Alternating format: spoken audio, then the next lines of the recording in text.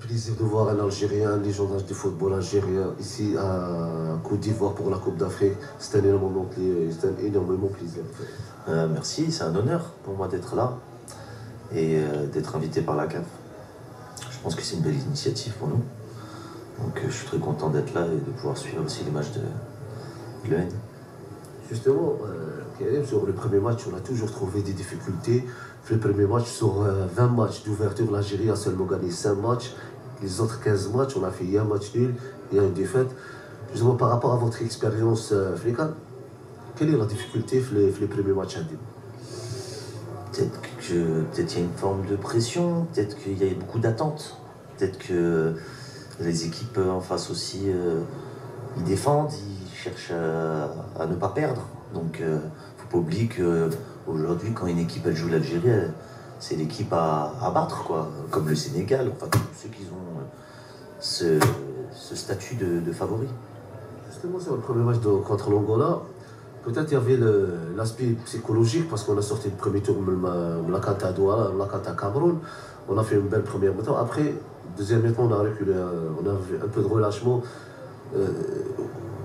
Comment vous expliquez autant qu'ancien joueur cet relâchement?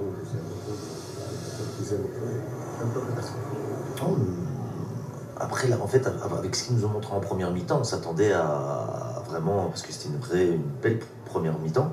C'est sûr qu'en deuxième mi-temps, après, je pense qu'il y a eu un petit coup de mou physique aussi. Il faut pas oublier que tu as plusieurs joueurs qui sont arrivés en stage avec l'équipe nationale qui n'étaient pas à 100% encore physiquement. Donc, je pense qu'ils ont fait une préparation pour monter en puissance dans la compétition de Inch'Allah.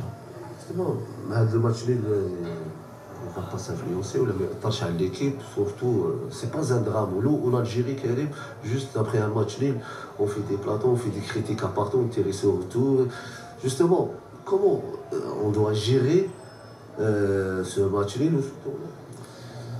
Tu sais, il y a un aspect qu'il ne faut pas oublier, c'est qu'on aime tellement notre pays, c'est qu'on aime tout le temps gagner. On veut que notre pays soit le plus haut possible. Donc c'est un petit peu ça aussi. Après, c'est sûr que pour quelqu'un qui a joué au foot et qui sait, c'est pas dramatique un match nul. Il y a encore 2 matchs, tu vas jouer le Burkina Faso, tu vas jouer la Mauritanie, qui normalement, si on est à 100% de notre niveau, c'est pas des équipes qui nous font peur. Peut-être le fait de jouer à 14h, c'est un handicap.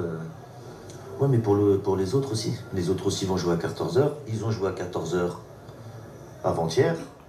On a un jour de repos de plus. Donc, non, je pense que ça c'est des excuses. Mais ça va pas être facile de jouer à 14h, mais pour les deux équipes. Ouais, on sent que Karim, je suis ce tournoi, l'équipe nationale, mais il y a aussi un côté, tu as la Coupe d'Afrique au mois de janvier, il y a des joueurs qui remontent le contrat, il y a les joueurs qui. Mais ça donne la programmation de la Coupe d'Afrique au mois de janvier, leur équipe, est-ce que vous trouvez que le fait de jouer la Coupe d'Afrique au mois de janvier, c'est un handicap pour les joueurs? Non, je suis même pas sûr que ça soit un handicap parce que de jouer une compétition en fin d'année quand tu as 60 matchs dans les jambes, je pense que c'est plus difficile que de la jouer en pleine saison.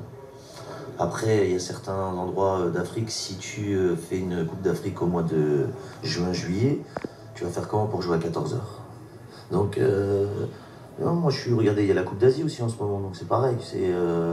Non, il y a des dates et puis c'est comme ça, c'est dans la culture africaine et puis on fait avec. Même Karim, vous avez joué en Europe, les clubs européens, ils font des mains et des pieds pour empêcher les joueurs africains, les joueurs d'Algérie, empêcher toute la Coupe d'Afrique, c'est clair, mais après, faut pas oublier que chacun il veut le bien pour son club et pour son équipe. Donc le sélectionneur lui veut ses joueurs pour lui et puis l'entraîneur du club lui veut ses joueurs pour lui aussi. Donc on va dire que c'est un petit peu une mini, je sais pas comment dire ça, mais c'est un petit peu légitime que chacun veuille le mieux pour son bien-être. Justement, Hadif, tu as une brèche. C'est le moment où on fait la formation à notre niveau des clubs, l'Algérie, parce que c'est vrai, à votre génération, quand tu joues l'Algérie, des intérêts, la négociation, le club de choix de cœur, c'est clair. Mais مع الوقت نقولوا بالك on a raté beaucoup de joueurs, بالك sont du joueurs ils ont retardé pour choisir pour choisir l'Algérie ou là.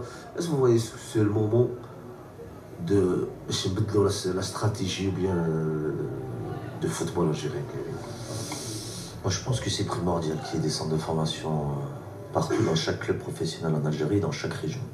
Pour moi, c'est primordial pour le futur, si tu veux avoir le choix de joueurs et de ne pas dépendre que de joueurs qui soient formés à l'étranger. Donc pour moi, c'est primordial.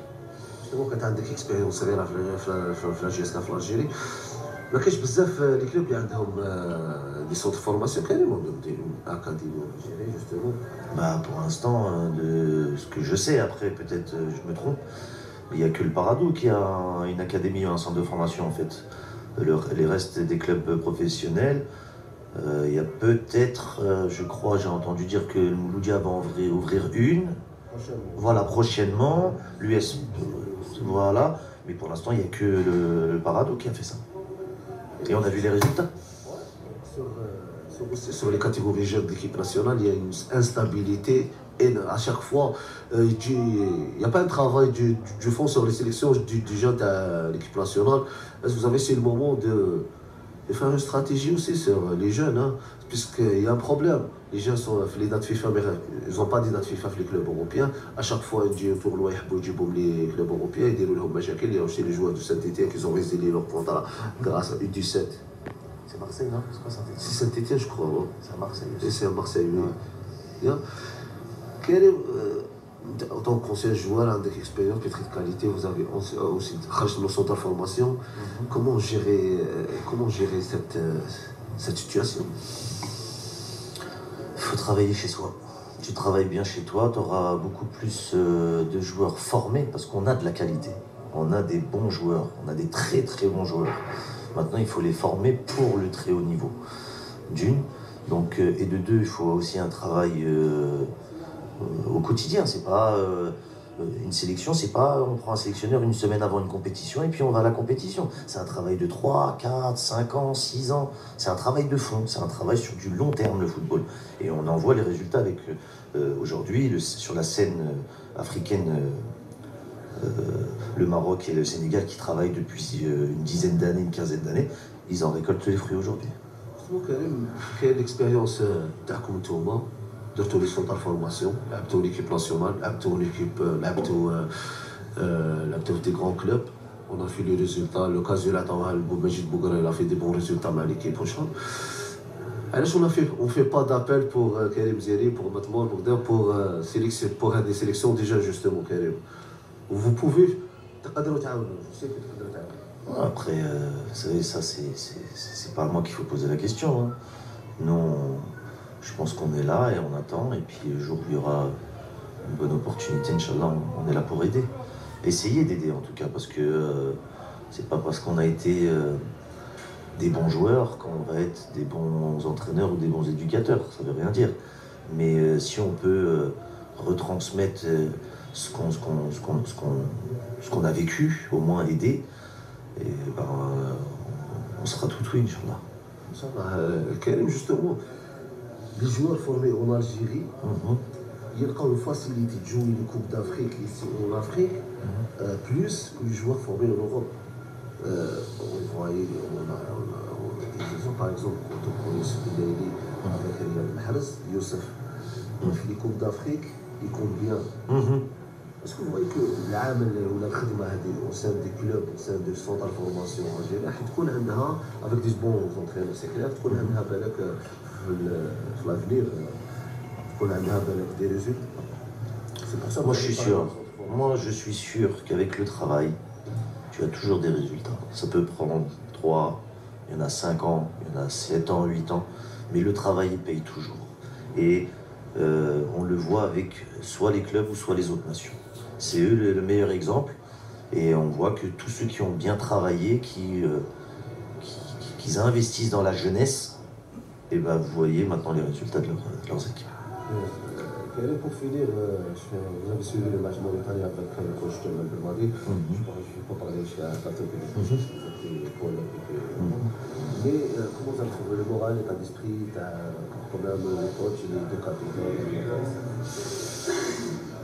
Franchement, ça va. On a discuté de tout et de rien.